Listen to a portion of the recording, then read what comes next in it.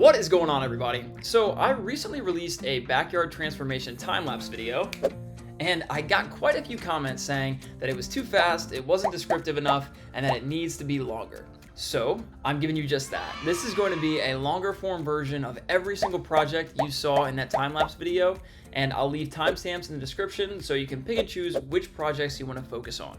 So with that being said, let's get into the video.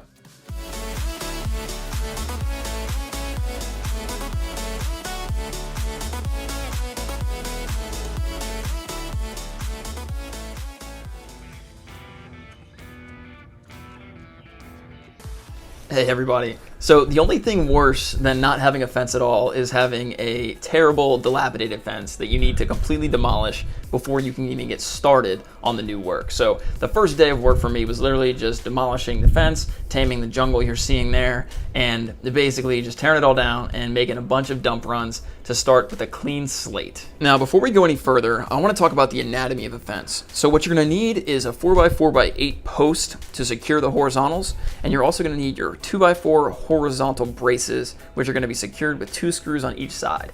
Make sure that you actually mount your 4x4s in about 2 feet of concrete, and then install your pickets one after the other with 2 nails going in each horizontal brace. Next up, I recommend that you take the time to map out the perimeter of your fence. And to do this, I recommend that you install the corner post first, and then take a string line to establish the perimeter. At that point, use some spray paint to mark each post location 8 foot on center, and if you take the time with that, you won't need to cut any of your 2x4s except in the corners. And here's a quick sneak peek at the materials and costs, but more on that later.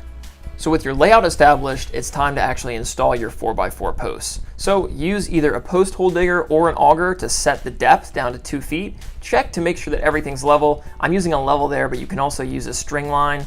And then go ahead and backfill if you need to with some crusher run, and then compact everything down. Once you have the height right, go ahead and mix up your concrete. I just went with the 480 Saccrete at Home Depot. I mixed that up in a wheelbarrow, and then it was as simple as just pouring it in. I've seen some people put the dry bag in and then add water with a hose, but for me personally, I went and mixed everything up beforehand. Then go ahead and check the level to make sure your post is square, and then you're good. And I did find that a lot of the existing 4x4s were in good shape, so I only replaced a handful. Now at this point, it's time to set your 2x4 horizontal braces. And to do this, I created a template with one of the 2x4s to mark the approximate heights. I went about 12 inches off the ground and then went at about the top of the 4x4 and then split the difference for the middle. But I recommend that you go with whatever height looks best to you. So for the corner, it's probably not going to be exactly 8 feet. You might need to trim your 4x4s, and I recommend that you preset the screws into the horizontal pieces. It makes it way easier when you go to mount them to the 4x4s. So here we are screwing them in to the 4x4 posts, making sure that we're on target with our template, and then we just continued on down the fence line. So here we are installing each board. If you space a post properly, you shouldn't need to trim any down. The 8 feet should be perfect. And keep in mind that your grade needs to be semi-uniform for this to work. Also, make sure that your posts are lining up right in the middle between the 2 2x4s. So again, just pre-syncing, that seemed to be the easiest, following the template here. And as you'll see, we kind of abandoned the template at this point because visually it wasn't looking great. So we started going to a visual inspection height change, and we would basically just adjust as we needed so that it looked good aesthetically. You can see here that my brother's using a level just to make sure that everything's correct, but even more important than it being level, it's important that it just looks correct visually. So you can use level if you want, but more importantly, tweak it so that the eye doesn't catch any irregularities. So with all of the 2x4 horizontal braces in place, it's time to set your fence pickets. So to do this, we established a level line all the way across to give us a consistent height for the pickets. So we didn't do this for the first one, we just did it by sight, and as you can see, it looks a little off in a couple places. So we're hoping that using this line is going to help us out. So we established the top there, ran the line, got it level, put it all the way to the other side, and put a string level on it just to make sure we were in good shape. And then the idea is when we go to install these pickets, as long as the top hits that line perfectly, we should be in good shape. So here I am establishing the first picket on that one fence face. I'm mounting the top first and then checking the level to make sure it looks good. That's important because all the rest of your pickets are kind of dependent on the first one being level. And then I'm checking the line at the top, making sure it's flush. and then hitting it with 2 nails per horizontal brace. So here's a view of the other side. So I'm checking the level with that line. Once it's good, I'm hitting it with 2 nails at the top, 2 nails in the middle, and a bonus nail, and 2 nails again at the bottom. And as I'm sure you can imagine, this is a very, very redundant job, but you're gonna go ahead and set each picket one after the other, hitting it with 2 nails per each horizontal brace there, making sure it's flush with the line at the top, and also just pulling the boards in as tight as you can to the other, because they will shrink a little bit as they dry. So I'm showing you a little time lapse here of the picket installation process. You'll see you might have to adjust the grade if there's a lump of dirt in any location, but it really is just redundant. Line everything up, check the level periodically, hit it with the nails, and have a good podcast on, because you're going to be spending a lot of time doing this. I think if we worked nonstop, we could have knocked this out in a weekend, but we took breaks. It took us probably a couple weekends. But I was not going to drag this out for another day, so I clocked into the night shift to bang out this last segment here. So you'll see for this front face, first I mounted a 6x6 post for the gate, and then I used these angle brackets just to make sure for this one face, it was flush all the way across, as you'll see here.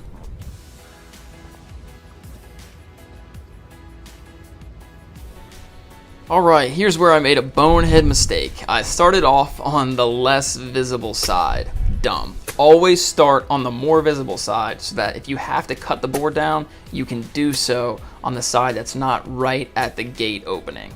Can't believe I did that. But hey, it is what it is. So again, I felt pretty confident about doing this visually because it was only about 4 feet, but I went and established the pickets, got them level with each other, and then again 2 nails per horizontal 2x4, and did that all the way across.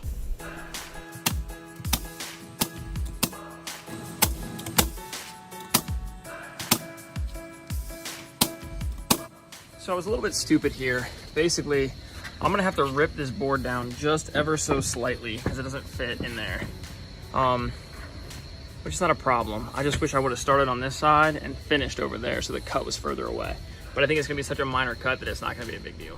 So here I am ripping that board down, and it's very likely that you're gonna need to rip at least 1 or 2 boards down. Hopefully one that's not quite as visible as right in front of the gate, but here's how I did it.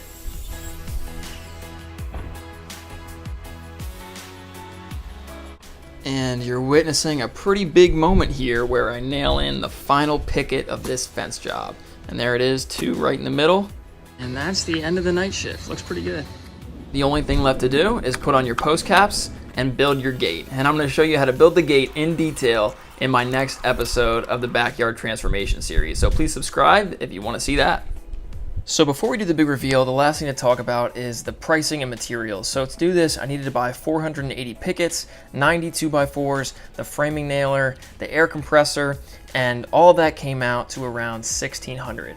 This doesn't account for the 4x4s or the nails and screws, but I'll have links to everything in the description. The total fence length was around 200 feet, so I would estimate that we're around $12 to $14 per linear foot of fence, which is not too bad. All right, let's check out the final product.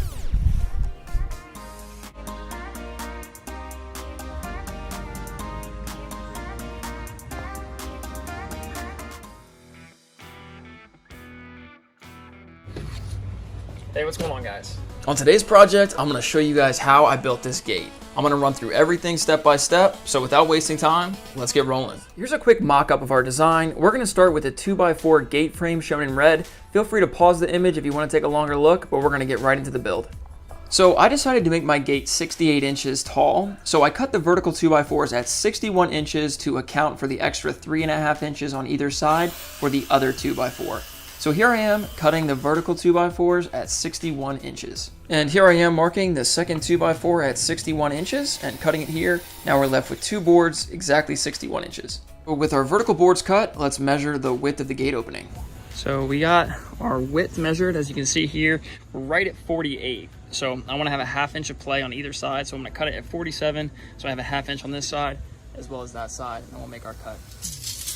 So I actually decided to cut at 46.5 just to give my gate a little bit more play to make sure if it sags over time that it won't hit the gate posts. So I'm cutting here both of those at the 46.5 inch length, and I used the first one as a template to describe the length of the second one, and then I made my cut on the miter saw. So with the sides of our gate frame assembled, it's time to start screwing it together. So in order to screw our gate frame together, I use the Kreg pocket hole jig, and I'll leave a link to that in the description. Now I suppose you could do this without a pocket hole jig just by kind of screwing at an angle, but this jig is going to make your life so much easier. So what you see me doing now is I'm actually drilling the pocket holes in the vertical 2x4. So you're going to go drill 2 pocket holes per board. This is a repetitive process for both of the vertical gate frame pieces. So here I am just showing you what those pocket holes look like in the board, and then I moved over and took care of the pocket holes for the other vertical gate frame piece. So with all the pocket holes in place, it's time to screw the vertical pieces to the horizontal pieces. So I used clamps to line everything up, and then it was as simple as screwing in through our pocket holes and joining the right angle together. And if you don't have any clamps, I highly recommend that you spend the money and get some. It's gonna make your life so much easier for this project, and I'm sure you're gonna use them on a ton of other projects just because they're so handy. So at this point, I was able to corral my girlfriend to help me get the vertical piece level before I screwed it in. So again, I have my clamps. She's keeping an eye on a level to make sure that everything is looking square. And then I went and screwed that in as you're seeing now. And here's a quick look at us screwing in the final corner of the gate to give us a completed gate frame. So with the gate frame completed, I went and made my measurement for the 2x6 interior brace that we're gonna put 10 inches down from the top. So once I had the measurement, I transcribed it onto the 2x6 as you're seeing there, marked it with my square for easy cutting, and then did a quick chop saw cut to make sure we had it all squared away. So after confirming that everything looked good with the cut from a dry fit perspective, I went and I drilled the pocket holes on the first side of the 2x6, then flipped it over and again drilled the pocket holes for the other side. And here I am putting the 2x6 interior brace in place, and I'm checking to make sure it's exactly 10 inches from the top. Make sure this is very precise because it's going to make your life a lot easier when you install the 1-inch balusters later.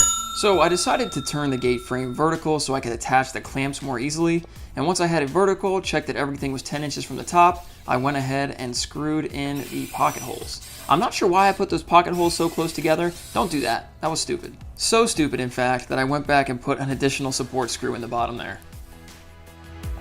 So now we're going to go ahead and put our cross in between. The way we did this is I got it flush with that corner there. I'm gonna go ahead and mark a straight line down, and then we did the same thing with this one over here, got it in that corner, and then we're gonna go ahead and mark a straight line down and cut it. So I used a combination square to make my marks. You could also use clamps and then scribe on the other side of the board. Then I'm making my adjustments on the miter saw and making my cuts accordingly. And after making my cuts correctly, you can see that it fits in there nice and snug. And also, because I'm gonna cover up all of these holes with pickets later on, I kind of abandoned the Kreg pocket hole jig and just kind of started screwing in at the angles. So once I had my first cross beam in place, it was time to go back through and do the second cross beam. So the way that I did this is I marked the midpoint of the first cross beam, and then I used a clamp to set the other beam right in the center. I then scribed along the second beam there, along the gate frame, made the cut with my miter saw, and then I had to use the hammer to get it in place because I made the cut so tight. Then I just double checked that it was right in the center, and then did the same thing for the other one, scribing on the opposite side and making the cut on my miter saw. This seemed to work for me, but I'm sure there's other ways to do it. And here I am just kind of tapping the second brace into place. And here's a look at where we are so far. Fortunately, everything was so snug where it just stood up on its own, and I was able to go through later on and screw everything together. Again, not using the pocket hole jig, just screwing in at an angle since we're gonna cover all that up later. So at this point, we're gonna go ahead and install our 2x2 baluster. So again, confirming that's 10 inches there. Here's our 2x2 board. We're gonna mark that at 10 inches each and make all those cuts now. So I actually cut the first one and just confirmed that it worked out in terms of a template and was fitting nice and snug. And once it looked good, I used it to establish the size for all the rest, marked it as a template, marked everything there, and then just made a bunch of cuts so that I only had to cut once and then install all the rest. So in order to actually put in the balusters, I pre-drilled both sides and then got it in place and simply screwed it in. So you can see I'm using a 2x4 as a spacer there, and then screwing in through the pre-drilled hole. And you can fill this, with wood filler later on. I didn't do that just because I didn't think it was that big of a deal, but that's just how I took care of installing the balusters. So once the gate frame and the balusters were in place, I attached leftover fence pickets to the gate using a bunch of brad nails that I had, and I'll leave a link to all the tools and nails in the description. So for the interior pickets, I pre-cut those to make sure they were flush with the bottom as well as flush with where the baluster started. So I went and I pulled everything in tight. I put about 4 brad nails in per connection point, and went and did this all the way across.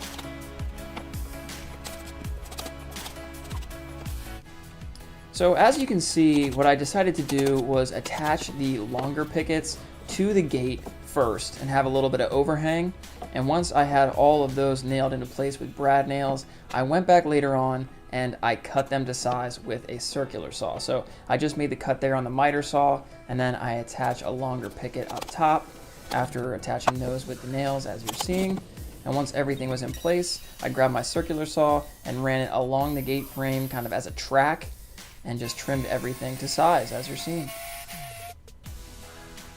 So at this point, the gate frame and all the pickets were installed, and I went ahead and lifted the gate into place. I put a little bit of blocking at the bottom to get it about 3 inches off the ground. Once I had the height right, I made sure it was level there, and then we went and established the location for the hinges. I'll leave a link in the description for the hinges used, but instead of using the hardware that came with the hinge pack, we had some leftover ledger lock screws from our deck build, and because those seemed so much heavier duty, we used those instead. So here we are after making the marks of where we're going to establish the hinge location. We installed the ledger lock screws, and here we are attaching the actual hardware that came with the hinges to the gate. The last step is just to install the additional gate hardware for the opening latch, and that's what I'm taking care of there. Again, links will be in the description for all the tools used. Then gave it a quick check. Bingo.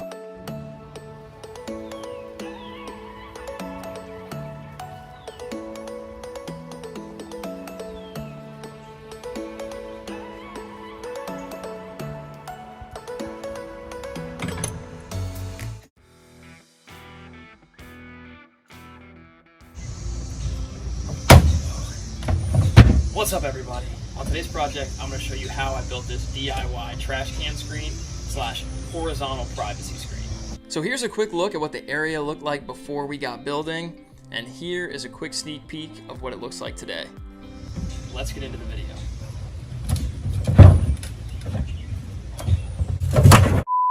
Hey guys, so this is a pretty simple project that really just consists of vertical 4x4x8s and then some horizontal 1x6s. So for this privacy screen, we're gonna need 3 4x4x8 posts put in the ground vertically. Because these posts are 8 feet tall, we're gonna dig down 2 feet so that our post is 2 feet into the ground, leaving 6 feet of post above grade for our screen. So I used one of my existing fence posts to basically set the datum for the 6-foot height. So as you can see here, it's a little bit low on the post, but that's okay, because what I want to do is I want to put some crushed stone in the actual excavation so that the post isn't sitting directly in contact with the earth, and it will also be a little bit advantageous for drainage. So once I put that stone in the ground, I'm double checking the level to make sure it's pretty even, and once I'm happy with the level, it's time to actually mix up your concrete and make it permanent.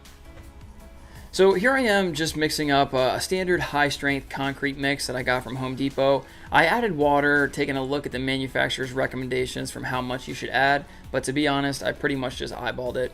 Once the consistency looked pretty good, I went ahead and I poured it into the hole, trying to do a good job of making sure that it was evenly distributed around the vertical post. I then grabbed my shovel and I got out any of the remaining concrete and also just kind of poked, the concrete and kind of disturbed it to get rid of the air bubbles. Once I had the concrete in, I used a post level to make sure I was in good shape. I double checked the height, and then I moved on to the next vertical post. Here what I'm doing is I'm compacting the stone that I already put in the hole, and here I am just double checking the height, making sure it's level with the adjacent post. So once I was happy with how everything was lining up, I went ahead and mixed up some more concrete, doing it the exact same way as before. And once I got the consistency right, I moved over to the next post and started applying the concrete to the hole. Do your best to make sure the concrete's even around the post and then check the level before moving on. So before installing any of the horizontal boards, we took this time to paint the vertical post jet black with a 100% acrylic exterior paint. And you may have also noticed that a patio magically appeared, and we actually built that on the last episode. So if you're interested in seeing how we put that patio together, I'll leave a link for that above. But at this point, let's get back to showing you the painted vertical posts. So at this point, it's time to think about installing the horizontal 1x6 pressure treated boards. The first thing we did is we measured the distance between the two posts, and then we cut all of our 1x6s before we even got started. So I highly recommend that you start with the bottom horizontal board first. That way gravity is on your side as you work your way up. And you'll see what I mean in a minute. But this requires you to do some planning to make sure that your top board is going to land in an appropriate location. So it's highly worthwhile to do a little bit of math and add up your spacer thickness as well as the width of your horizontal boards, just to be sure that your top board lines up in a place that makes sense. So we use two methods to mount the horizontal boards to the vertical posts. The first way you're seeing here, which is just pre-sinking screws at an angle. The second way was using a pocket hole jig. But because these screws are going to be hidden inside the privacy screen and no one's ever going to see them, there's really no need to use pocket holes because they're already going to be hidden on the inside. So we cut our first horizontal boards pretty tight so that they would actually hold up within the vertical post as you're seeing there. And then once we were okay with the boards being level by themselves and also level with each other, we went and we did the angle screw method and just attach it directly to the vertical post. But very important here, the way we installed it is we made sure that the face of the horizontal board was flush with the vertical post. And we did this for every board, making sure it was flush going all the way up. It's extremely critical that your first board is perfectly level because all of the boards after that are going to be based on the level of the first one. So take your time on the first board. Hey guys, if you like this type of content, please consider dropping a like down below. It really helps me out with the algorithm. And also maybe consider subscribing if you want to help my channel out and you like DIY content like this. Let's get back to the build. So for this screen, we used some leftover 5/8 inch fence pickets as spacers. So we would basically just place those on the horizontal post below, put the next horizontal board on top, and then screw it in place. So as you can see there, we have the spacers going across, and we did that for all of them going up. So this is what I meant when I meant gravity's on your side. This way you can just stack them up, going all the way up, and then secure them to the vertical post pretty easily with the screws. So I would recommend this method. My brother right there is just doing some fine tuning to make sure that it's flush with the front face, and then I'm going and screwing it in there.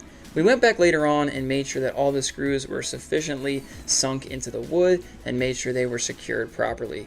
But this really was a pretty redundant process. It went pretty smoothly with our method, and I think starting at the bottom and working your way up is definitely the way to go.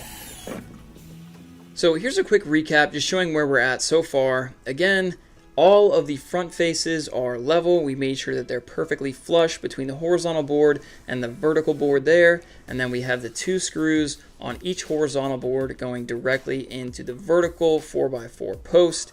And my brother right there is making a few more cuts because we were a little bit short on the horizontal posts. And here's a look at the final horizontal board that we're installing on the longer length of the privacy screen. So here's just a quick time lapse showing the process all the way through. We're securing the horizontal board to the vertical, and then we're moving the spacers up to the next one. We then cut our horizontal board, put it in place, secured it to the vertical 4x4, and repeated this process all the way up. So we actually built this DIY trash can screen / horizontal privacy screen last summer before lumber prices went to the moon. So you could do some variations such as fence pickets attached directly to the vertical 4x4 post to save money, but this is just how we did it. There really are endless possibilities. Your last step is to put some post caps on top of your vertical posts, and now let's take a reminder look at what this area used to look like.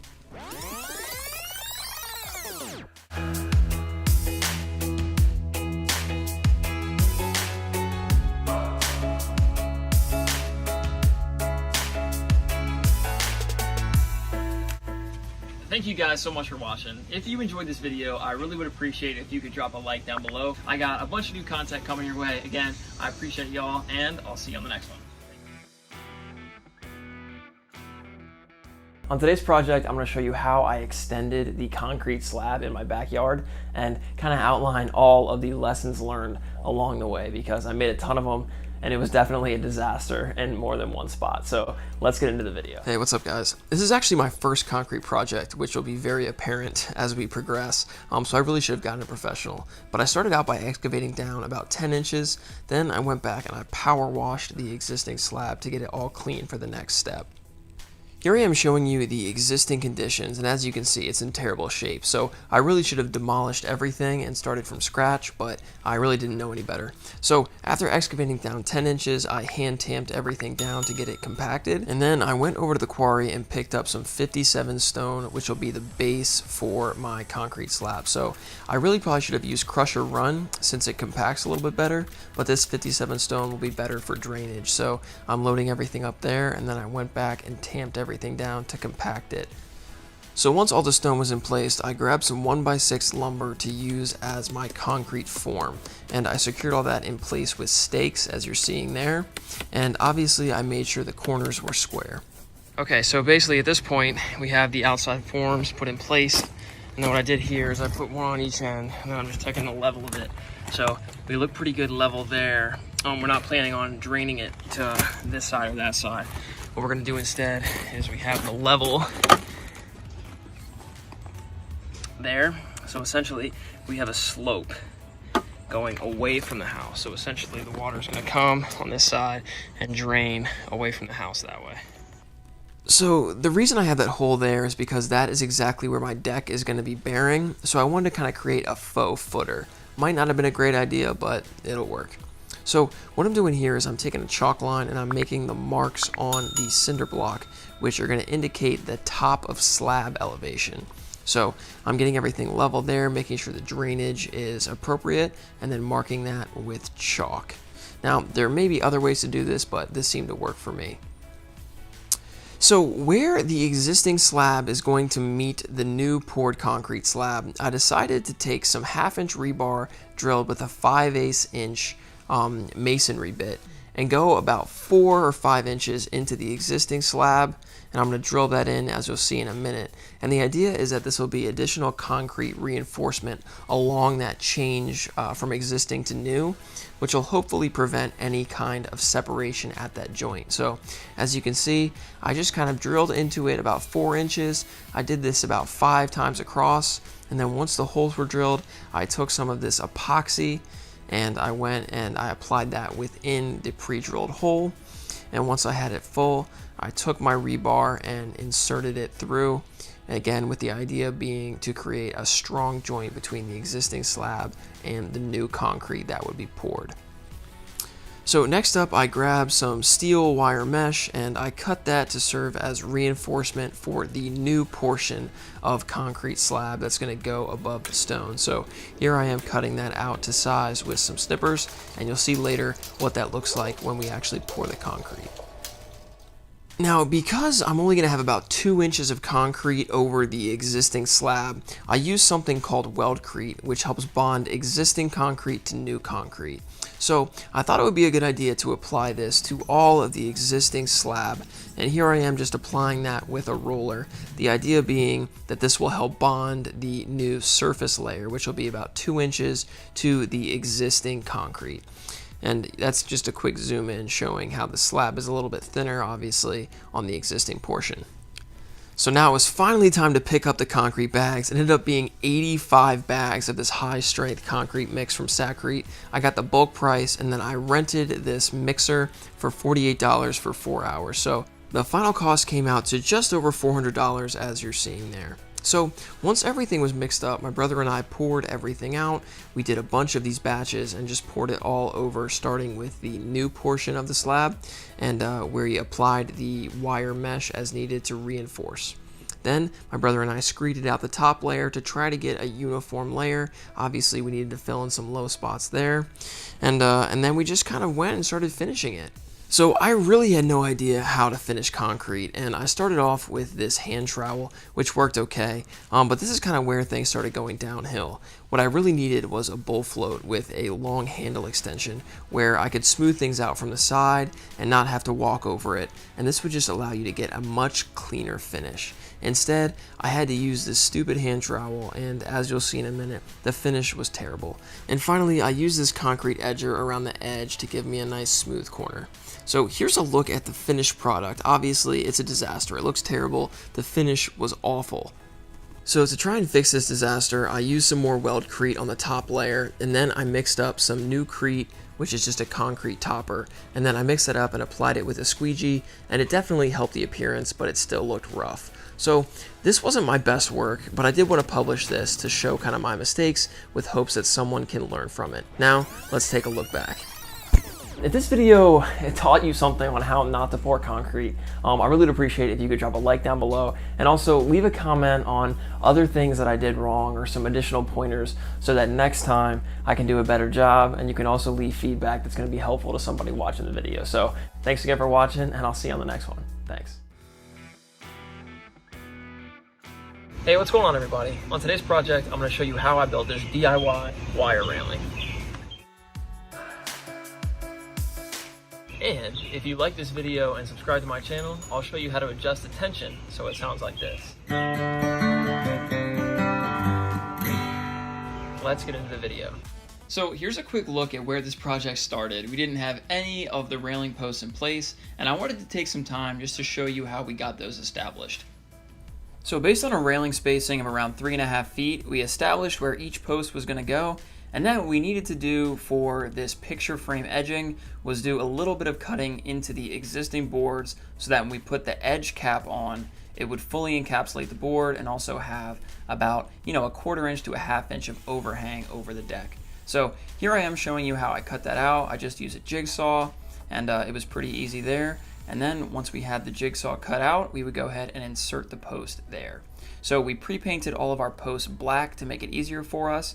And then we set the height of the first post and then use it as a reference to establish the level for all the rest. So here I was just doing some fine tuning, making sure that we're at the same height above. And then to secure the actual post to the deck, we use ledger lock screws, which don't require any pre-drilling. So you see me drilling in there, and there's an end cap that you thread on the opposite side, and then you just go back to your drill and it basically self-tightens on itself, and so far it seems to be a very durable installation procedure. So here I am showing you that we have all of the posts installed at this point. We put some blocking in on both sides before putting the post in and then securing it with 2 ledger lock screws per post. And then what you'll see in the corner here is we actually did 2 posts, and this is going to make it easier when we install the wire railing because it'll be straight drills through both posts instead of doing anything at an angle. And you'll see what I mean when we get into the rail part of this installation. Once we had all the posts in place, we established the top rail using 2 2x4s, and then we mounted Trex as the railing top. So in order to actually drill the holes through the post, what we did is we created a template using a spare 2x4. And because we're using 1/8 inch cable, we drilled 1/4 inch holes directly in the center of the 2x4, spaced about every 3¼ inches. And the reason for that spacing is because there's code requirements saying a 4-inch sphere cannot pass in between the cables, and also a 6-inch sphere cannot pass at the bottom of the stairs. So once we had our template created, we went and we marked the actual posts, and I decided to use a screwdriver and a hammer to do this, to actually leave an imprint in the post. That way it was easier to drill into the post later without the bit wandering around. So what I'm showing you here are the marks on one side of the post. What you're going to do is then flip your template around to the other side of the post and mark both sides. And the reason we're marking both sides is because we actually found that the best way to drill through this post was to drill halfway through on one side and then meet halfway in the middle, if you will, by drilling in through the other side. And we tried some of the fancy methods. I actually bought one of these fancy, hole drill sets where it, is supposed to keep your drill bit straight all the way through. But we really found that going halfway through on one side and then meeting in the middle of the post was the best way to prevent any kind of wood breakout by going all the way through, and also ensure that you're going straight through the post. And you can kind of make any adjustments in the middle where no one can see it. So this was a lot of drilling. Again, we're using a 1/4 inch bit. And we went through one side and then switched and went through the other side, meeting in the middle for every single post. And this is very redundant. You're going to be doing a lot of drilling, so put in a podcast and enjoy the ride. For the corner post where we couldn't get both sides, we did have to use a longer bit and just drill all the way through. So at this point, we had most of our main post drilled through, but we had to do a little bit of creative thinking on the stairs. Because this hardware is a little expensive, we were trying to minimize the amount of hardware used by just doing one straight run. So we had to do some thinking about what we're going to do on the actual angle of the stairs. So the way we did this is we took a 2x4 and we matched the angle of the top cap. And once we had that angle established, we marked it with a Sharpie and then used it to basically have parallel angles all the way down the staircase there. So once that angle was established, we matched the 2x4 up with where we made the previous mark with the template at the top, and then we matched the angle all the way down, and we took a pencil and we marked the angle on the post. And the reason we're making this mark is because it's going to allow us to drill at the same angle later on. We'll be able to visually confirm that we're on the right track. So we did this for all of the template marks at the top and had it go all the way down and then match the angles and then scribed it with the pencil there. So this is not the best explanation. I'm hoping what this will do is it will at least get your kind of creative juices flowing for you to problem solve and do this on your own. But this actually ended up working for us. So once we had all of the angles confirmed, it was time to do the drilling. And here's a quick look at the marks that we're going to be referencing when we drill. So what I'm doing there, taking a speed square and I'm marking basically exactly where it's going to come through. So I'm following that angle from the mark on the front, following it down, and then scribing it on the opposite side. And then what he's doing right there is he's looking at that angle and making sure that we're on a pretty similar path going through. And this is where drilling on one side and then the other side is really gonna pay off, because if you're slightly off, you can make up for it in the middle of the post. So there I am starting at the top where I marked with the template, and then based on that line that we scribed, I'm drilling at that angle. My brother's over there basically just confirming that I'm on the right track, and then I switched over to the opposite side and then matched up the angle going obviously upwards this time and then meeting in the middle. So this was a little bit cumbersome, and what you'll notice is we actually had to terminate 2 of the wires at the bottom because following the angle, it would have actually interfered with the steps, but this is all just part of the problem solving. And I hope it just gives you some ideas to do this on your own. So once we did the drilling for the top half of the stairs, we moved on to the bottom. Again, scribing over, making sure that we're following that angle. And then it really does help to have a spotter for this, just to make sure that you're on the right track and that when you actually drill everything through, that it's gonna line up and it's gonna be a clean look and a clean installation. And finally, here's a quick reminder at what he's looking at on the side so that we can make sure that we have our drill at the correct angle. Sorry it's confusing. Hopefully you understand kind of the theory behind it, but just wanted to show it in case it might help somebody out. So at this point, we can finally start installing the cable and all the hardware. So I'll have links to all these tools in the description, but basically we have 1/8 inch Type 316 stainless steel cable, and then on my left hand there we have the Mizuta hardware set. And then what you're gonna need to do is just insert the cable into the hardware, and then you're gonna use a crimping tool to crimp down on the hardware in 2 locations to prevent the wire/cable from slipping out in the future. So it's pretty simple. Once you have it crimped down, then you'll just go on the opposite side of the post and you'll tighten down the nut, and then you'll put the decorative cap on like I'm showing right there. Super simple, let's make it happen. So my brother spent, I think, 6 hours rigging up this spool, but it actually worked out, and he was able to use that to kind of pull the wire through pretty quickly all the way around. So here's just a quick view of him running that cable all the way through the post, going one by one. You'll see a little bit of tape on the end of the wire there. That just helped it to go through the post a little bit easier. And then we just continue to run it all the way through. In the corner there, we were able to run it through straight and then straight again, so that's where the 2 posts comes in handy. So don't be too worried about the length of the cable now, just have a lot of extra slack.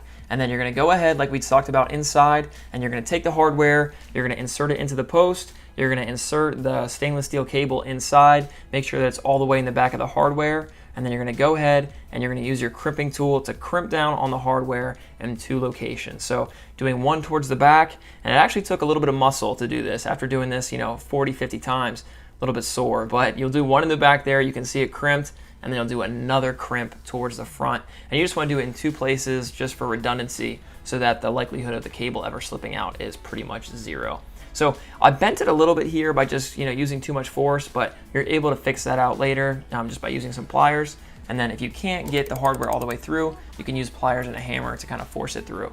Then on the other side, go ahead and insert your nut there. I think I actually forgot to install a washer, so definitely check that out on your installation. That might have been my bad. And then we just did this for all of them towards the end of one run of the cable. So we did this with all of them, and then we went all the way around to the other side. And again, you're gonna have a little bit of slack here, and then you're actually gonna have to pay attention and cut them on the other side. So here I am taking the end of the run, and then what we did is we cut them flush with the inside of the post, and then we simply took our hardware, we inserted it into the post, took our stainless steel cable, fed it into the hardware, and then when it was all the way into the back of the hardware, we would crimp it twice. Once there on the back side, once we had that tight, we'll go ahead and move on to the front and crimp it for the second time. But this is really just a redundant process. I wanted to show both sides and just give you a good illustration of what we did, so that you can do the same, and then you can force it in with the pliers there, and then you'll just feed on your nut on the opposite side to keep it from, obviously coming loose. So cut each wire to length on the inside of the post as you're seeing there, insert the hardware as we did previously, take the cable, put it into the hardware, crimp it down in the two locations, once in the back and then moving on to crimp it in the front. And we repeated this for every single cable.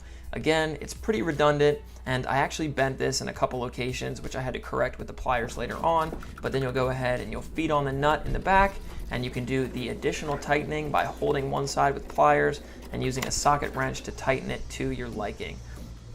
And you can always adjust the tension later on by holding it with pliers on one side and then tightening it with a socket wrench.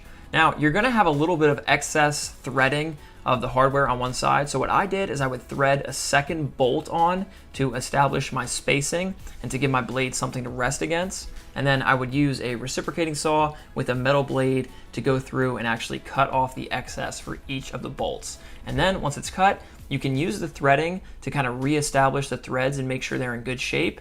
And then you'll just remove it from the one spot and you'll put it on the next one and continue your cut. And it's going to be nice to reestablish that thread with that nut that you already threaded on for when you put the decorative nut to go on the back. Trust me, I think this works out. I think it's a good strategy, and you can also do some fine tuning as you just saw with the the pliers and the socket wrench to do any additional tightening at that point. Here I am straightening out all the hardware that I bent previously, and at this point we're getting to the home stretch. Here's a quick close-up of me installing the decorative nuts on the end of the threads there, and then and we just did that all the way down for all of them. So at this point, we moved on to the other side. You can see I jacked up the post there a little bit. I'm gonna have to do some touch-up paint, but I went and I cut off the excess on the other side and then fed on the decorative nuts there. Again, I'm gonna need to do some painting, which sucks, but hey, it is what it is.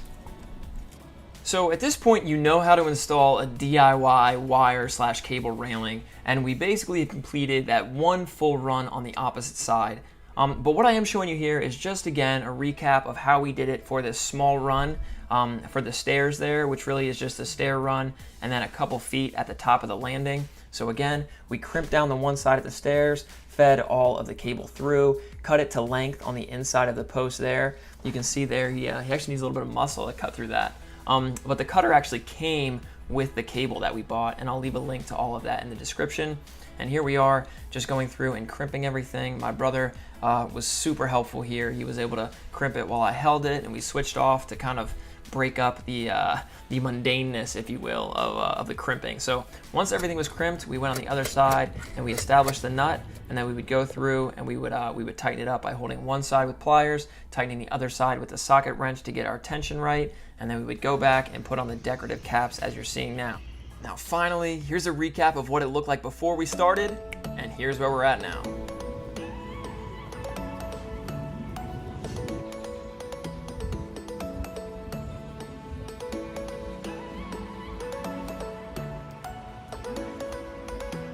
Thank you guys so much for watching. If you enjoy this type of content, please consider dropping a like down below and subscribe to my channel if you want to see more DIY content like this. Thanks again. Hey, what's going on everybody, and thanks for checking out another AT Improvements video. In today's project, I'm going to show you how I took this wasted space in my backyard and instead built this DIY concrete paver patio. let's get into the video. So you're gonna need to follow 6 basic steps when planning for your DIY concrete paver patio. The first step is to plan out how big your patio is gonna be, and then start your site preparation, which begins with excavation. To determine your excavation depth, what you're gonna need to do is add up the thickness of the pavers, plus the 1 inch for the sand bedding, and your thickness for the gravel base. In our case, we're using 4 inches. Once you determined how deep your excavation needs to be and you've mapped out your paver patio area, go ahead and compact the soil using either a hand tamp, or if you have a large paver area, it might be worth renting something more powerful from your local box store. So at this point, we move on to step 2, and I picked up my crushed stone. You could also use recycled concrete aggregate from a local supplier, and I used my truck to transport it, but you could likely get this delivered as well. Next, this took a little bit of time, but I had to load all the stone into my excavation to the 4-inch depth. So this definitely took a lot of time. So as you're establishing your gravel base, you're gonna wanna do some planning regarding drainage. So you're gonna wanna make sure that your paver patio has a slight slope away from the house so that it can properly drain. It's generally acceptable to have about 1 inch of fall for every 4 feet of paver run. So spend some time thinking about your drainage and make sure that it's going away from the structure of your house. So once all of the stone has been put in place, go ahead and compact the stone. And the reason for all this compaction is you want to minimize any settling in the future. So again, using a hand tamp here, if you have a larger area, I recommend you rent something a little more heavy duty. So once you've compacted all of your stone and you're comfortable with the level, it's time to move on to the next step and apply the sand base. So I recommend that you use either concrete sand or mason sand as your paver subbase, and I picked up all my sand from the same supplier who gave me the crushed stone for my stone subbase. So as you can see, I started placing my pavers adjacent to the concrete slab just to make sure that I had it flush and to get an idea of my thickness. But the actual correct way to do this is to use some 1-inch conduit or something with a uniform thickness all the way through, and kind of place it on top of the stone base to create a reference guide for how deep your sand layer will need to be. So you go ahead and apply the sand and then screed it with a 2x4 or other flat object. And then once you have the 1 inch across, you'll go ahead and remove that conduit or whatever your reference guide was, and then apply some sand back into the void that was created. So we use that trick for the most part, but to be honest, because our patio is so small, we did a lot of piecemeal work, meaning we would just put one paver down and then adjust the grade around that paver so that the next paver adjacent to it would be level and there'd be no lip. So we just continued placing paver after paver until the patio was done. But we need to go into a little more detail about actually how to place these. So as you can see there, I'm putting one in place and there's a little bit of a lip. So I used a rubber mallet to make the final adjustments and make sure it was level between all of the adjacent pavers. Now this was a pretty tedious project and we spent a good bit of time going back and forth and leveling everything. So it definitely would have been in our best interest to level everything beforehand with the conduit and not try to go back and make adjustments, but it worked out. So for pretty much every single installation, you're gonna have to make a few cuts. So I found that a wet saw worked pretty well to cut through these for kind of the straight runs. So I made a cut right there with the wet saw against the fence. And as you can see, that lines up pretty good, and doing some fine tuning with a rubber mallet. And another trick for cutting around things that are really tricky, like that post right there, is go ahead and make the marks on your paver. And then what you'll do is you'll cut the straight runs with a wet saw, just because you can get a more uniform cut. And once you've cut the things you can with the wet saw, you'll switch over to an angle grinder with a diamond blade. And that's me taking care of that right there. A pro tip, I would keep a hose going with some water to keep the dust down. And this will obviously mitigate all of the stone dust that ends up in the air. So what you just saw is you don't actually need to cut all the way through the paver. You can sometimes just kind of score maybe halfway through it and then knock out the small little segment with the rubber mallet. And as you can see there, by using a combination of the wet saw and the angle grinder, you should be able to cut around any of the unique geometries that you come across. Granted, you might break a few pavers, but you'll eventually get it, I promise. So at this point, I cut the small slivers on the wet saw, which made it go pretty easily. And then I put the last piece into place before moving on to the next step. So I decided that I wanted to kind of do a curved geometry just for an aesthetic reason. I thought it might look better. So I made a mark there, as you can see, very imprecise with a stone. And then I just kind of got reckless, and I grabbed my angle grinder, put my respirator on, and I started cutting along that line, just kind of eyeballing it to get kind of a geometry that I liked. So I was running this through. Probably should have had the hose going to keep the dust down. And then you can see there, I didn't actually go all the way through it with the angle grinder. I just kind of hit it with the rubber mallet after going halfway through, and that seemed to snap it pretty cleanly along the line. But I did have to go back with the angle grinder and maybe clean up a couple of the rough edges. And once I had finished all the cleanup work on that edge, I went ahead and installed the Paver edge restraint. And that's me taking care of that right there. You could just install the edge restraint and call it a day, but I decided to get a little cute and do some kind of landscaping around that edge there. Not sure if I love how it turned out, but basically what I did is I took a geotextile to kind of keep weeds from growing up, and then I ran 2 adjacent kind of Paver edge restraints to kind of house those marble chips. And I went ahead and I planted 2 ferns. Why I picked ferns, no idea. They could be the worst plant ever. No offense if you're a fern person. I just replaced those, which you'll see in the final reveal. And now let's just take a quick reminder look at what we looked like before switching over to the big reveal.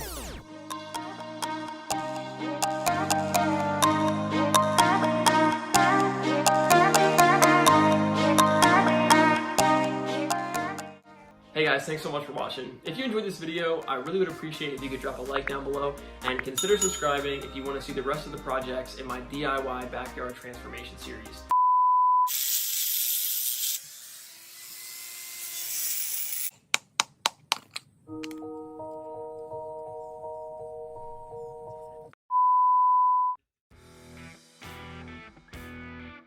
Hey, what's going on everybody? On today's project, I'm going to show you how I built this DIY sectional sofa. At least one of us really likes it. That's you. So this sectional is broken up into 2 components. So one is the first large couch, and the second piece is the smaller sectional L. And this video is going to show you how to build both of those, but I also have a very detailed plan set that I put together that's going to show everything at a greater level of detail, and I'll leave a link to that in the description if you want to download that. So let's start off by showing you how to build the large sectional sofa. So the first thing we're going to do is build the box frame, and what you're going to want to do is cut out 6 smaller 22.5-inch pieces and 2 8-foot 4-inch pieces. And then what you're going to want to use is a pocket hole jig, and I'll have a link to the description for the one I use, but this is just going to make your connections to the box frame much cleaner. So highly recommend you pick up one of these pocket hole jigs. Again, link in the description. It's affiliate if you want to help my channel out.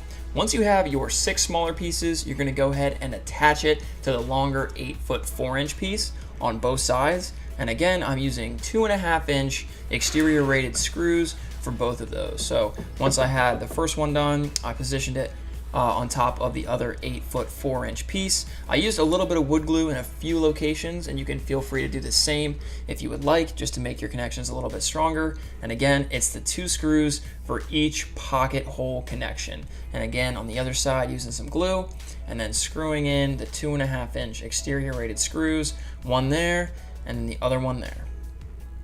So at this point, we have the overall frame constructed, and now I'm taking the rest of my 22.5-inch pieces and using them as braces on the inside of the overall frame. Again, I'm using a little bit of wood glue, exterior rated, and then screwing in the 2.5-inch exterior rated screws on both ends in the pocket hole penetration. So I'm measuring in between the frame to make sure that these are evenly distributed and screwing them in. One thing I will note is there's a couple things I would have changed about this design if I was going to do it again today. So I would suggest that you watch this all the way through to the end, and I'll highlight those. For example, one of the changes I made here is I put 2 additional braces in the middle and added a support leg. Since this couch is actually really long, I wanted the additional support.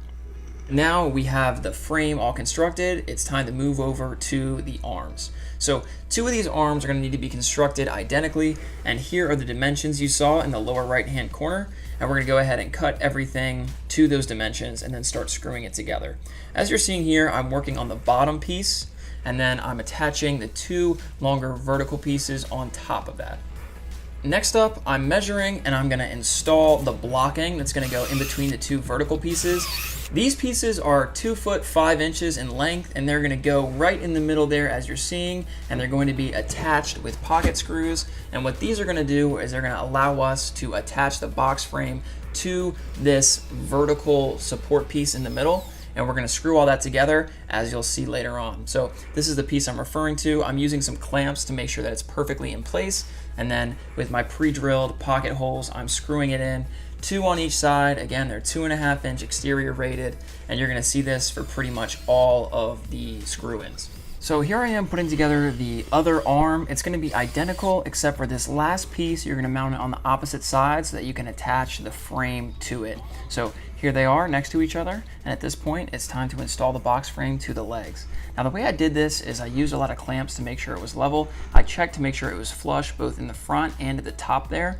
So when I install the decking boards later, it'll all be uniform. And then here I am just driving a bunch of screws in to connect the box frame to the arm. Here I am moving on to the other side, again using a clamp and checking that everything is flush and uniform and fixing it like that. And now we're ready to install the decking boards. So for this larger couch, you're gonna need 5 8 foot 4 inch decking boards. So I measured and I cut all those at once, and then I got the first piece flush with the front of the couch. And this is pretty important. So I used clamps to make sure I was perfectly happy with it all the way across, and then I screwed it in. Then, using spacers as I show in the plan, you'll go ahead and screw all the decking boards together, and you'll see on the back end here, you're gonna have one 2x4 that's uncovered, and that's gonna be important for your sloped backrest later on. So here I am installing the 8 foot 11 inch backboard. I went and I cut that obviously to length, and then clamped it in place, and then screwed it in from below so that we didn't have any exposed screws. So the next part is pretty tricky, and I basically created a template board. But what I found was the length was about 1 foot 8 inches, and then you're gonna need a 12.9 degree angle mitered on both ends so that it sits flush. So here's the template that I found and I used, and once I cut it and I was happy with it, I put it in place. And once it looked good with the angles, I went and I recreated that for all of the rest. So definitely check out the plan if you want to see that in more detail. But here I am using the template to mark all of the backrest boards and then cutting them all at once. You'll notice that I have some 2x6s just because I built all of this with scrap 2x4 and 2x6 pressure treated lumber, but in my plans I just show it with 2x4s. So then you're going to take 2 screws at the bottom and at the top, and you're going to attach all of the backrest pieces to the bottom and the top. So at this point, we've constructed the large part of the sectional. So pat yourself on the back, and now let's move over to the smaller perpendicular portion of the sectional. Now this smaller part of the sectional is almost identical to the large part, so check out the plan if you want to see all the dimensions and detailed step by step. But again, you're going to build an armrest that's identical to the other one, and then you're going to just do one modification on the other armrest because obviously that part does not have an armrest. So here I am showing you how I attach the top bar, and then I cut all of the decking boards to length just like we did for the larger sectional. At this point, I wanted just to explain that I used some leftover pressure treated 2x4s for this. It was all scrap lumber, but you could also do this with cedar. Cedar's probably your best bet, and you could also just grab some pine, build it the same way, and then just apply a waterproofing coating to it later on. So here I am just going back and doing the backrest here, using my template again and cutting it to the angle, and then installing it the same way, which is 2 screws on the bottom and 2 screws at the top. So because I used scrap lumber that had been in storage, it was in desperate need of a power wash. So I went and I power washed both parts of the sectional, and once it was power washed to my liking, I took some 120 grit sandpaper with my orbital sander, and I just sanded down all of the rough edges and gave myself a nice surface to apply my stain later on. So I used this white exterior stain by Behr, and I would not recommend this. After a couple months, it's already yellowing. So I would explore other options. I'll link it in the description just in case, but I would go with something different. Also, I don't love the color choice of white. In hindsight, I would have changed how I did that. So I went back here and just applied all of the stain to both couches, and then I used some polyester rope. I'll link it in the description, the kind I got from Amazon, and I used a staple gun to attach it at the bottom, and then wrapped it all the way around, and then stapled it in place again, and I used a little bit of flame to cauterize everything. And here's a quick look at where we are at so far with the couches, but before talking about cushions, I wanted to acknowledge that one of the drawbacks of having the slope backrest is you're kind of going to have this dead zone that's kind of awkward in the back corner, but once you put cushions on, it really wasn't a big deal in my opinion. So for cushions, I went with the IKEA cushions. They're the Frozen Du Holmans, and they're expensive. I spent almost $500 on these cushions that you're seeing installed right now. So let's take a look at the final product and see if it was worth it.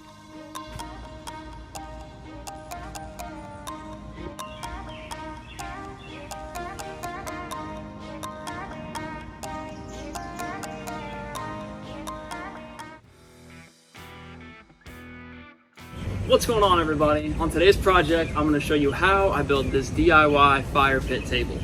Let's get into the video. Hey, what's up guys? So to get our DIY concrete tabletop, the first thing we need to do is build a concrete form so that when you actually add the concrete and let it cure, all you're left with is a smooth tabletop like you're seeing. So in order to create the form for this project, I used 3/4 inch melamine that I got from Home Depot, and I started out by cutting the large rectangle for the base, using a straight edge and a circular saw to make the cut since I didn't have access to a table saw or a track saw. If it stopped raining, you'll be able to come back outside and make our cut, so let's make it happen. So what I'm cutting right here is the 10.5 inch by 2 foot 4.5 inch center insert, which is going to be the cutout for the pan later on. So here's a look at what I'm cutting. I just cut 2 of them identically and stacked them on top to get the overall thickness. So what I'm cutting now are the 2 1/4 inch side pieces of the form. Then I'm going to go ahead and screw to the large rectangle base. What I'm showing you here is that you can definitely do this with a large straight edge and a circular saw just by measuring the offset of your circular saw, setting your straight edge with clamps, and then running your circular saw along it. Definitely a lot more tedious than a track saw or a table saw, but it's definitely doable. Once you have all of the pieces of your form cut, it's time to screw everything together. So at this point, I grabbed some screws that I had left over from some other projects and just started screwing the sides of the form to the base of the form, making sure everything was uniform and level all the way across. Once the sides were done, I moved over and I calculated the exact center of the rectangle on the bottom, and then I set the large insert piece within the middle right on top of that line.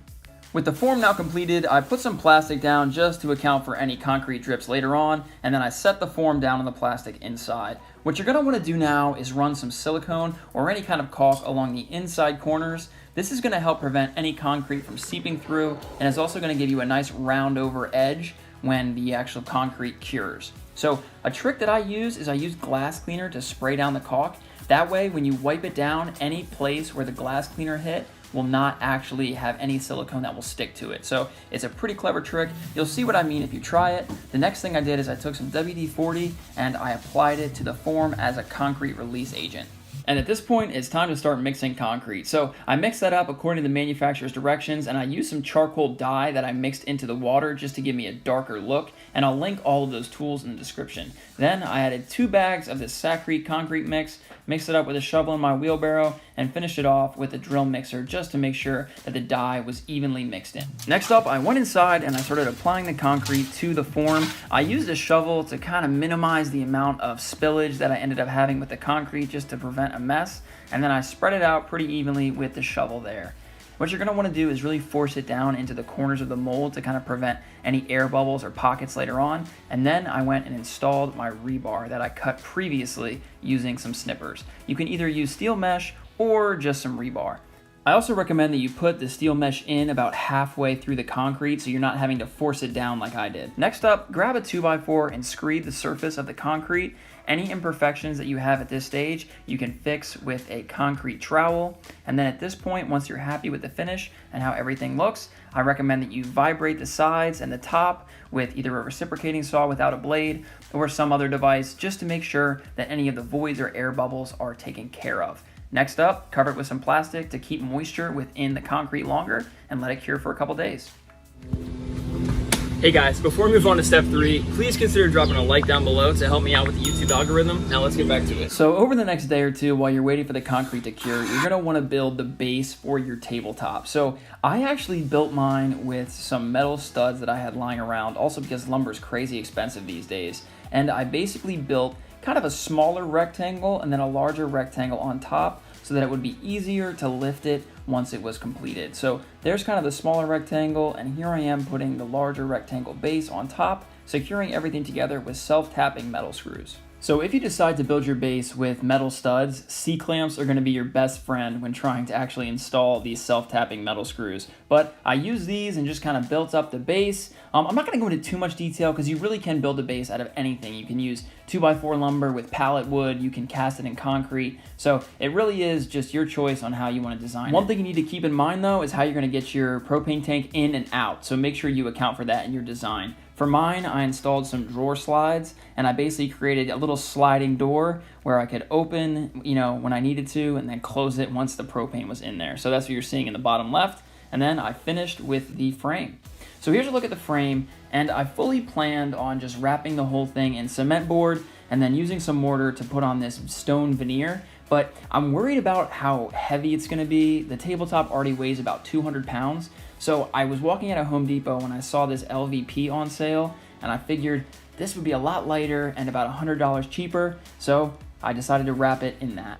So as you just saw, the way I attached the LVP to the frame was with construction adhesive, and I used some brad nails to secure it in place just until the glue fully cured.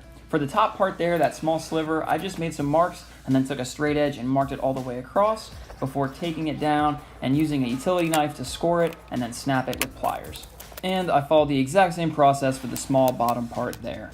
For the corners, I did something a little bit creative because obviously it's going to be a really bad butt joint. I found this basically L molding on Amazon, I'll link it in the description, and I cut it to size and then secured it to the corners, again with construction adhesive. I hate the amount of adhesive I'm using. This feels more like an arts and crafts project than a build, but I used tape there to hold it in place.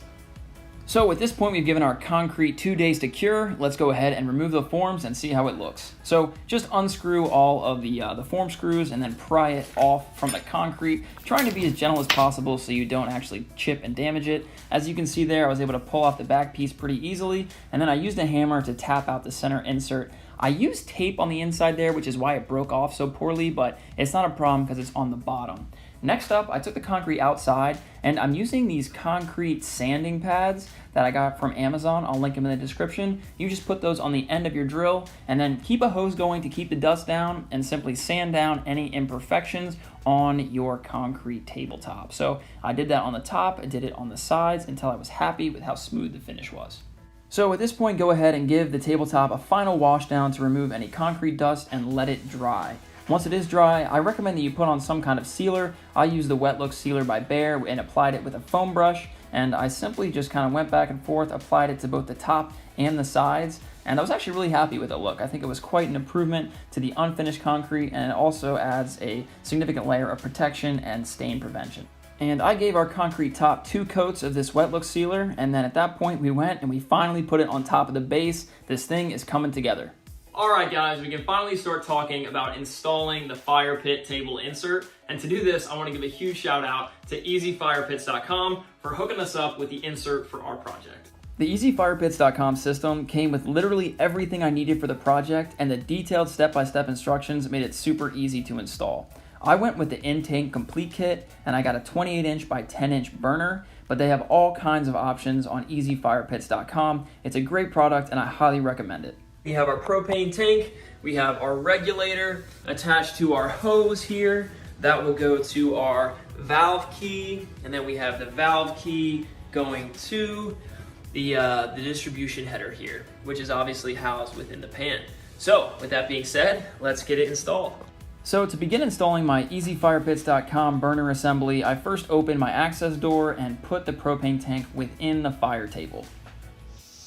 Okay, so before I hook the hose up to the propane tank, I'm gonna go ahead and install the hose on the regulator. What you're seeing here, this is a flared connection compression fitting, so you don't actually use thread tape on these. So I have my end right here. I'm gonna go ahead and thread this one on. So once the first connection was made, I took the regulator and I went and installed and hooked it up to the propane tank. Keep in mind that this is reverse threaded to actually attach it to the propane tank, and then I tucked the hose down into the tank. At this point, I have my flared connection fittings for the valve key, and I went and I threaded that on. Make sure you pay attention to the flow direction arrows. and I threaded that on both sides, and then I had to go to the outside of the base and cut a hole for where this valve key was going to go. So there I am, just cutting that through, and you might have to install some blocking on the inside, so I made that measurement, and then I just took a piece of wood, scrap wood, and used it as a piece of blocking and attached it to the inside there with adhesive, stuck the valve key on one side, threaded the decorative cap on the other, and waited for that to dry. So after giving the adhesive some time to dry, I took the valve key on the inside of the tank, and then I went and threaded it through to the outside through the piece of blocking. Then I went on the other side and just threaded on the decorative cap, making sure it was tight. So because this last part is not a flared connection, you're going to have to use PTFE thread tape, and you're going to thread that on clockwise and then tighten it up with a wrench. And then at this point, there is a large washer that you're going to thread all the way on to the burner manifold, and that's going to sit on top of the actual burner pan right there like you're seeing. Then on the other side, you're going to go ahead and install the second washer, which is going to hold that burner in place. At this point, you're going to thread on your 90-degree hose connection fitting, and that has PTFE tape because it's just a threaded connection. Go ahead and grab a wrench as per all the connections and make sure that's tight. And then because this connection is a flared compression fitting, you don't need tape. Lastly, make sure everything is wrench tight, and then drop your pan into place. And for the finishing touches, I installed this black fire glass that I got from Amazon. I'll link it in the description. And then I put this windscreen in place that I got from easyfirepits.com. And this project is complete.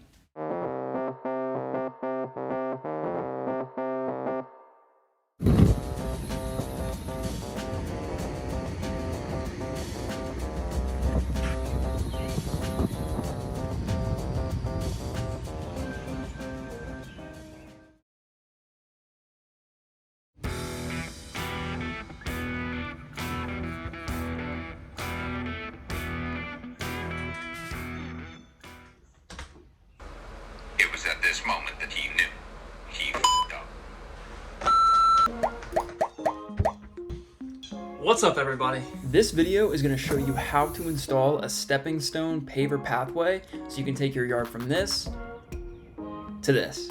Let's get into the video.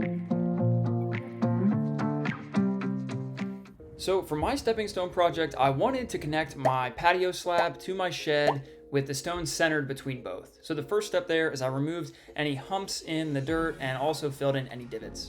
And for my stepping stone project, I used 12-inch by 36-inch flagstone rectangular pavers, and I'm just confirming the dimensions right there. And what you're going to want to do is spend some time thinking about the overall layout and spacing for your pavers. What I'm doing here is I'm measuring the overall span. And then once I had that and I had the width of my pavers, you can grab your notebook and you can calculate the spacing between each paver and establish your overall stepping stone layout. So at this point, you're going to preliminarily place your pavers in place. What I did there is I centered it in front of the deck stairs as you're seeing. And then once I calculated my spacing, I went and I took all my pavers and I preliminarily positioned them in place and confirmed the spacing was uniform between all of them. Then go ahead and mark the outline of each paver using spray paint. I just used some leftover spray paint I had laying around. Hopefully you have something similar and don't need to buy any. And as you can see here, I just repeated that process for all the pavers. After marking the perimeter of each paver, move them out of the way, and now we're going to excavate. Right here is a guide showing how we're going to have a gravel base, followed by a thin layer of leveling sand, and then the paver is going to go on top. Obviously, the depth you need to excavate is going to depend on the thickness of your paver, but here's a guide to help you plan.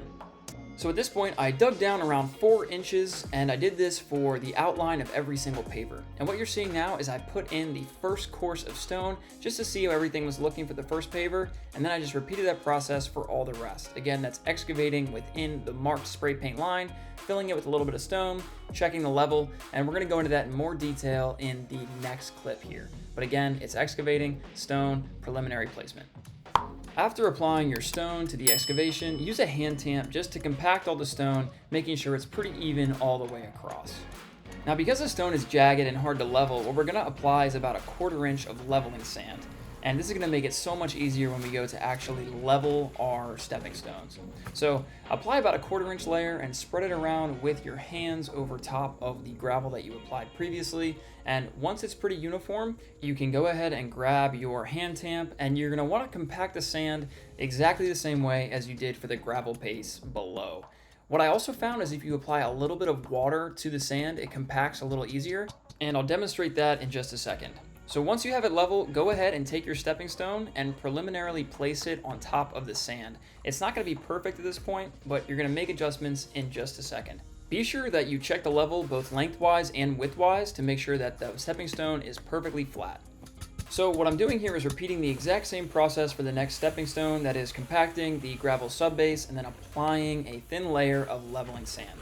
Once I had the leveling sand installed, I used my hand just to smooth everything out and make sure that it was preliminarily level. And what I'm going to show you here is how I used a watering can to apply a little bit of moisture to the top layer of sand, because I found this really did help it to compact a lot better. So after compacting the sand layer, I grabbed my stepping stone and I preliminarily placed it on top of the leveling sand. As you can see, making some minor adjustments here before checking the spacing between each stepping stone, making sure that's uniform and adjusting as necessary. I'm double checking right there. And then what I'm going to do is move on to the other side of the stepping stone to make sure that we have a uniform gap. And then there, I'm just checking that it's uniform spacing between the first stepping stone and the concrete slab. So as you apply each stepping stone on top of the sand layer, you're going to go ahead and check the level, both again lengthways and widthwise. And if it's not level, you're going to either add or remove some sand as needed to make adjustments and get your stepping stone perfectly flat. So in this case, I found that it wasn't level and that it needed more sand on the side nearest to me. So I added some sand there, and then I'm double checking that we are in good shape and perfectly flat. Once I confirmed that the width looked good, I flipped the level over and I checked the length level, and it looked to be a little bit off there. So what I had to do is again, lift up the stepping stone, add a little bit of sand to make sure that we're perfectly level in both dimensions. And once I added that, I did a quick compaction with my feet, double checked both ways, and it looked good. Okay, so once you have the sand in there, what you're gonna do is take your level, and you just wanna make sure that you're level both in this direction, across it, and also you want to be looking in good shape in that direction as well. So as you can imagine, this is pretty redundant for as many stepping stones as you have. There I am just adding a little bit of water for compaction, and then I did the same thing with the sand layer as I continued down with the stepping stone installation process. As you just saw, instead of checking level on just the stone, I also checked to make sure that each stepping stone was level with the next stepping stone, just so that it was level all the way across the walkway. Continue to make adjustments, add and remove sand as needed to make sure you have everything level. Continue to compact so you don't have settling over time. Always check the adjacent stepping stone with the next stone you're applying, and repeat this process for each stepping stone that's part of your pathway or walkway. And here I am finishing up the very last stepping stone in the installation process, just as I ran out of light. So once all of your stepping stones have been installed in place and you are happy with how level they are and their arrangement, then you want to go ahead and backfill around the sides of each stepping stone. As you backfill, make sure you compact pretty well to prevent the stones from moving over time. Here's a quick look at the progress so far and the first inaugural walk across the steps. And then I'm just going around and I'm going to continue to backfill both around the shed ramp that you're seeing there and also around each stepping stone, being sure to compact pretty well around each one just so that the stones wouldn't move in the future. So after backfilling around the shed ramp and each stepping stone, it was time to actually plant some grass. So I used this little Turf Builder Edge Guard Mini that I got from Home Depot, and because my application area is in the shade, I used a Sun and Shade Mix by Scott's. So I loaded all of the grass seed into my spreader, and then I applied grass seed to the entire application area and also around my entire yard. Here's a look at the progress after 2 weeks after a lot of watering. And as you can see, I had to trench on the right side of my shed to install some electrical, so I had to go back and plant more grass seed, which was a little bit of a pain, but you gotta do what you gotta do. So again, I'm just applying the grass seed with a spreader, and then I used a rake just to rake in the grass seed into the soil. And then after a lot of watering and a lot of patience, here is a look at the final stepping stone result.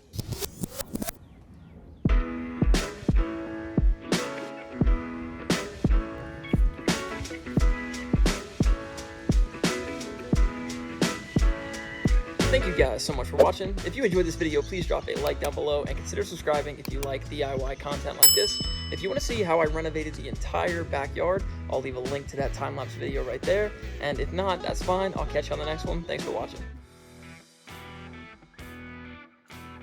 So the last part of this video is just going to be the miscellaneous projects that I showed in the time-lapse video, such as planting grass and building the shed, and I'll have more detailed videos on those coming out in future weeks.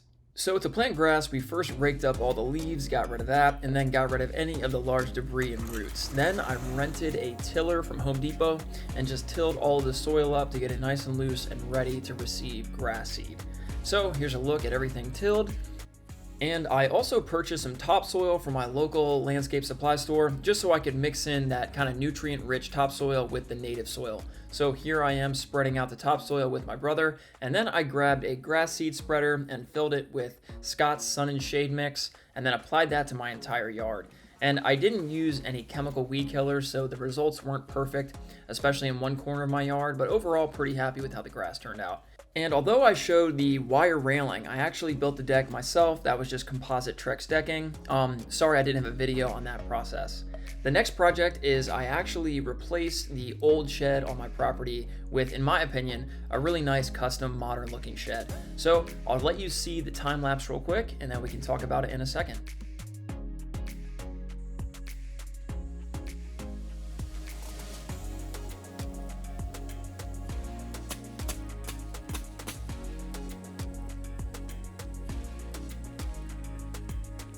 Hey, what's up guys? So I'm actually gonna put together a very detailed step-by-step tutorial on how I built this modern shed, and those are gonna drop probably in the next couple weeks. So definitely subscribe if you wanna be notified when those videos drop. But for now, just enjoy this 10,000 foot overview of the process. Thanks.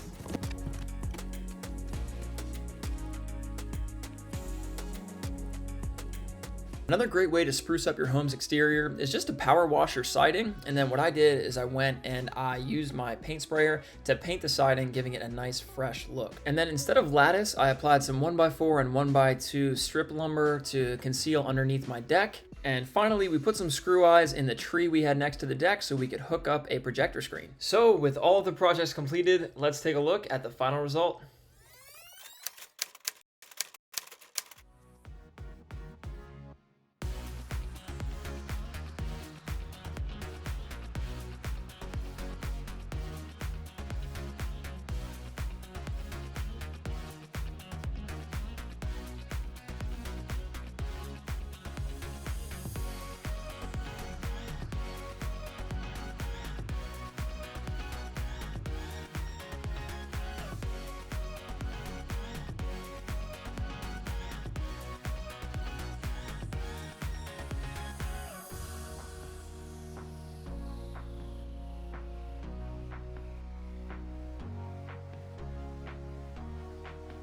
Thank you guys again so much for watching. Leave a comment down below on your favorite part of the backyard and what looked to be the most satisfying of the projects, or which ones look to be the biggest pain in the butt, because a lot of them were. If you want to subscribe, I'd appreciate it. I have a ton of content coming y'all's way. I really do appreciate the support in each and every one of you who gives these videos a watch. So thank you, and I'll see you on the next one.